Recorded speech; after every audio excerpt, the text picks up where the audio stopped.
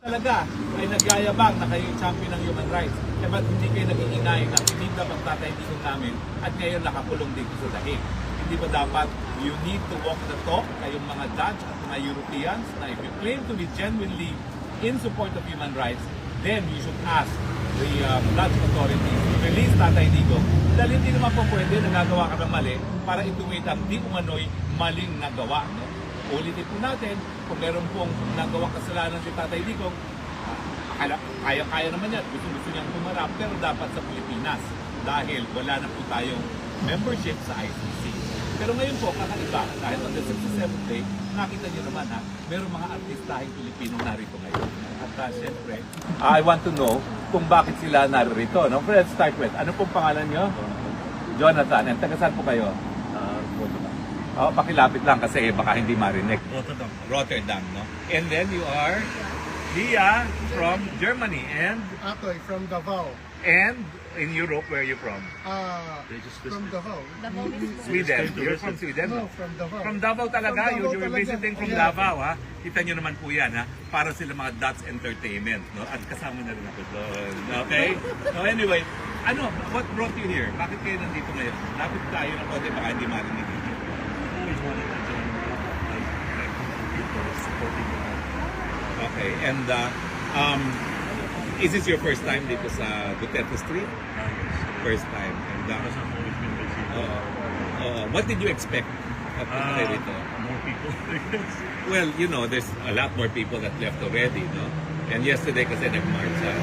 And meron isang pilyang kunwari periodista kahapon na nagsasabi na huwag kayo pupunta rito, hindi nyo naman nakikita si Duterte. What do you say to that? Yeah. Well, that's as what you said earlier. We are supporting not just a figure, not just a personality, but the cause. You know, like what he's fighting for. That's what we believe in. And what do you think are the causes that he fought for, no? Like change, I guess. You know, like not the usual politics that we see in the Philippines. Kakapagod na kasi yung trapo, no? Na sinusuka na ngayon, no? Kaya nga naging resulta ng eleksyon, no? We really saw change in while he's at the helm. Kayo ba kayo taga Davao? No, from Sulan.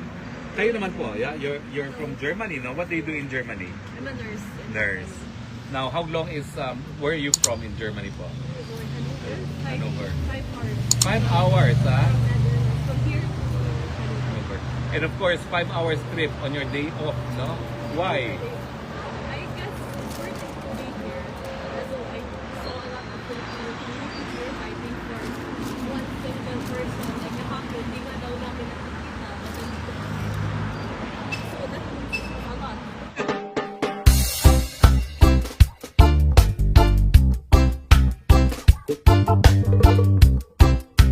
Yun na. Kahapon po nagkaroon ng isang marcha para sa pagpapalaya kay Tatay Digong. Mga 300 pong mga kababayan natin na nagmarcha. Mahaba-haba po yun, 3 kilometers. Napagod po si Spokes kakalakad doon. No? Pero nabuhay naman po tayo. And I think we sent the message to the Dutch people in particular na kung kayo talaga ay nagyayabang na kayo yung champion ng human rights, eh ba't hindi kayo nag-iingay na tinignan ang Tatay Digong namin at ngayon nakakulong dito sa dahig? Hindi ba dapat you need to walk the talk, kayong mga Dutch at mga Europeans, na if you claim to be genuinely in support of human rights, then you should ask the Dutch authorities to release Tatay Digong. Dahil hindi naman po pwede nagagawa ka ng mali para ituwid ang di umano'y maling nagawa. No? Ulitin po natin, kung meron pong nagawa kasalanan si Tatay Digong, kaya naman yan, gusto niyang pumarap, pero dapat sa Pilipinas dahil wala na po tayong membership sa ICC. Pero ngayon po, kakaiba, dahil on the 67th day, nakita niyo naman ha, meron mga artistahing Pilipino narito ngayon. At syempre, I want to know kung bakit sila narito. No? Let's start with, ano pong pangalan niyo? Jonathan. And taga saan po kayo? Oh, pakilapit lang kasi baka hindi marinig. Rotterdam, no? And then you are Leah from Germany and Atoy from Davao. and in Europe, where are you from? From Davao. Davao is Sweden. You're from Sweden, No, no? from Davao. From Davao talaga? From Davao You're talaga. visiting from Yeah. Davao, ha? Kita nyo naman po yan, ha? Para sila mga Dutch Entertainment, no? At kasama na rin ako doon. Okay? So anyway, what brought you here? Bakit kayo nandito ngayon? Lapit tayo ng konti, baka hindi marinig dito. Always wanted to join Okay. And is this your first time dito sa Duterte Street? First time. And Because I've always been busy. what did you expect at dito? More people, I guess. Well, you know, there's a lot more people that left already, no?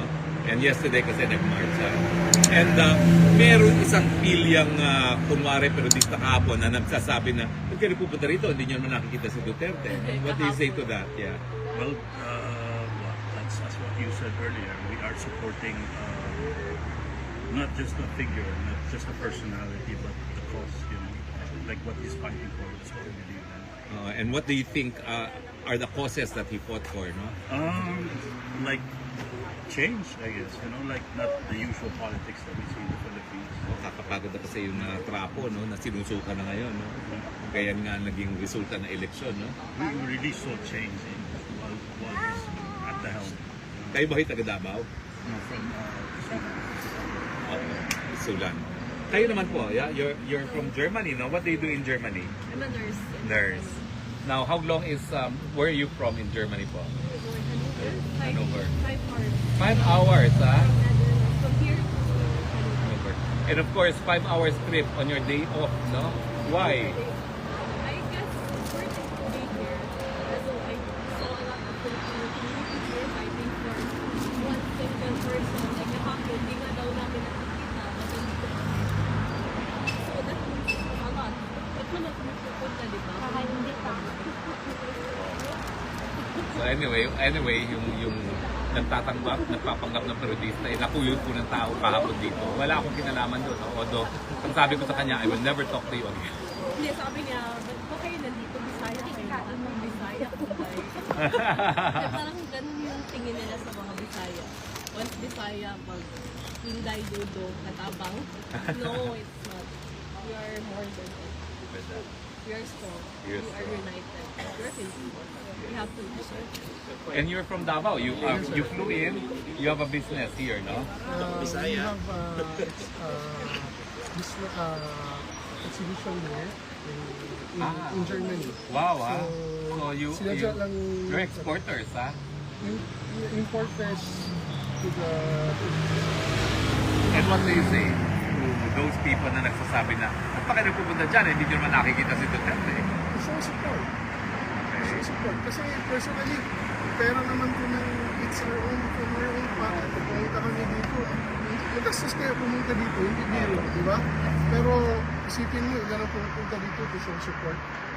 Diba? Now, normally kasi, that's why I wanted to interview you. Ang perception is Duterte is strong with the E and D class, yung masa. Pero kayo hindi kayo mukhang masa, no? Why, despite the fact na you're obviously AB, sumusuporta kayo kay Duterte? Sino pa magsusupport? Yeah. Kundi kami na lang, di ba? Oo, Kami na oo. yung nandito. It's very expensive to be here. Yes, that's true, no? Sino ba makaka-afford dito? Hindi yung mga masa, kundi those who can afford, Kami no? na lang nandito. Pero what do you think? Yung mga mayayaman sa Pilipinas, nagkakaroon na ba ng parang naninindigan na ba yung pati yung mga mayayaman na suportahan yung kausa ng mga Duterte? Kasi in the last elections, nakita natin, no? Binasura talaga yung mga mayayaman, yung mga suportado ng mga tycoons. What do you think? From your point of view, yung mga circle of friends nyo, lumawak na ba talaga yung supporters si Tatay Dico? I think mas marami talaga siyang supporters na hindi lang yung masa eh. Meron din siya mga supporters na hindi lang, hindi naman hindi talaga maingay eh. Pero deep inside, alam talaga kung sino yung working president talaga. Sino yung for the people talaga. Your message to the Filipinos? Stay strong and Duterte. Duterte. Stay strong. You can do it. Yes. Hand in hand. Kayo po, your message to the the same. Yeah. Just stick it out with Duterte and support us. Because it will soon see change happen. It's starting to happen. Malapit na yun, no? Malapit na. Hindi na mapipigilan yung pagbabago, no? Hindi na mapipigilan. Anyway, as part of our Spokes Hour, no, ay nagsalita po si Toby Chanco na congressman from Malabon. Kaibigan ko matalik po yan. Kasama ko pa yan since 2016. And he was the campaign manager for Alianza. Sabi niya, karamihan daw ng mga congressmen ay sumuporta doon sa impeachment dahil lamang pinangakuan ng ayuda. Ibig sabihin, yung mga AKAP, yung mga, ano pa ba yung mga AKAP, UPAD, AIC, at saka 4Ps sa panahon ng eleksyon. So ito pag-amin nito ay parang pinapahiwatig ni Congressman Chanco na hindi naman talaga sila naniniwala na dapat i-impeach si Inday Sara. Kaya lang, iniisip muna nila yung kanilang mga distrito. Alam nyo, kaibigan ko talaga siya, pero I have to say that's not a good reason to have supported the impeachment. Alam ko naman po na lahat kayong mga politiko, you have to bring home the bacon. Pero yung pag-amin ninyo na it is just for the bacon, parang hindi po tama Kasi yung proseso ng impeachment ay napaka-importante because it is a way of removing the highest officials of the land. Kaya nga po specified lang yung grounds for impeachment, no? At kung ang magiging dahilan ay hindi naman kayo naniwala doon sa mga paratang at nabulag lang kayo doon sa mga bintong pinangako sa inyo, parang yan ay pagtaksil sa inyong katungkulan. Ganun pa man, I thank you, Congressman Toby, dahil you basically explain to the people kung bakit karamihan ng mga kongresista ay sumuporta dyan sa impeachment. Karamihan po sa kanila hindi naniniwala na may pagkakasala si Inday Sara Duterte. Karamihan ay bumoto lang para sa impeachment dahil alam nila na kinakailangan ng Biyernes para sa kanilang mga constituents. So in the end, that explains why Sara Duterte remains to be the most approved, the most trusted public official in the Philippines today. No? Dahil walang naniniwala na nangurakot si Inday Sara gaya ng paratang ng mga Huwad Committee at saka ng mga kung ano committee dyan sa Congress of the Philippines. No? So at least, bagamat hindi namin tinatanggap yung justification, ngayon alam na namin na talaga kung ano yung paninindigan ng mga kongresista. Hindi po matutuwid yung ginawa nila na bumoto sila at ngayon she has to face trial dahil lamang they have to bring home the bacon. Pero at least alam namin kung ano talaga yung saloobin ng karamihan ng mga congressmen. Siguro for Inday Sara, that's a consolation of sorts, although to her, it would never justify yung trial na kailangan niyang harapin. Pero at least malinaw that even for those who facilitated the impeachment, hindi rin sila naniniwala na nagkaroon ng pagkakasala sa Inday Sara. And I hope the senator judges will remember what Toby said, that this impeachment was only filed dahil nangangailangan sila ng Biyernes ng tongpats para sa kanilang mga distrito. At ibig sabihin yan, wala talagang basihan yung impeachment. So we look forward to our senator judges remembering this statement from Toby. Because si Toby po is a ranking officer of Congress. He's a very influential member of Congress. And as evidence, he became the campaign manager for Alianza. Pero alam mo, siguro umamin na rin si Toby dahil alam niya na despite the fact that he is supposed to have delivered the win, talagang binabasura ng taong bayan yung ginagawa ng mga congressmen. Let that be a lesson to the senator judges. Huwag po kayong makakalimot, ha? Matindi, magalit ang taong bayang Pilipino.